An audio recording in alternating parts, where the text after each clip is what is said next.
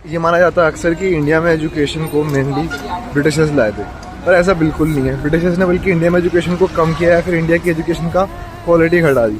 आपको बताता हूँ कैसे। तो सबसे पहले मैकॉले, जिन्होंने इंडियन एजुकेशन सिस्टम में थोड़ा सा चेंज लाया था, इसको रिफॉर्म्स बोलते हैं वो लोग, तो उसके हिसाब से उसने बताया, उसकी एक लाइन थी कि इंडियन ब्लड ब्रिटिश टेस्ट, यानी कि उनको चाहिए थे पढ़े लिखे लोग नहीं, उनको चाहिए था ऐसे लोग जो कि एडमिनिस्ट्रेटर बन सके, सिविल सर्वेंट बन सके, उनकी बातें मान सकें।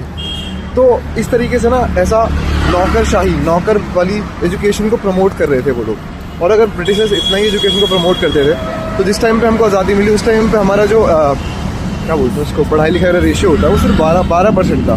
ठीक है, लिटरेसी रेट जिसको बोलते हैं 12% था।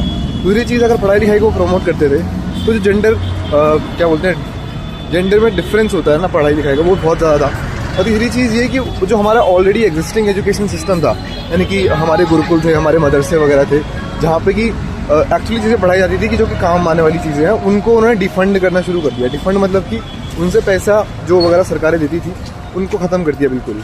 और फिर इंडियन एजुकेशन को उन्होंने बैकवर्ड बोला। जिस तरीके से ना क्लास डिस्क्रिमिनेशन शुरू हो गया, यानी कि गुरुकुल या फिर जो इंडियन एजुकेशन सिस्टम पहले से था उसको लोग ऐसे नीची नज़रों देखने लगे कि ये इन्फीरियर है, ब्रिटिश वाला सुपीरियर है। ब्रिटिश ने बस इंग्लिश को प्रमोट किया, और बाकी जो इंडिया में साइंटिस्ट, इंडिया में पहले से ही जो मतलब जो फिलोसफी वगैरह पढ़ाते थे उसको डिमोट किया। उन्होंने सिर्फ इंग्लिश पढ़ाया और इंग्लिश पढ़ने वाले लोगों को ही थोड़ा सुपीरियरिटी।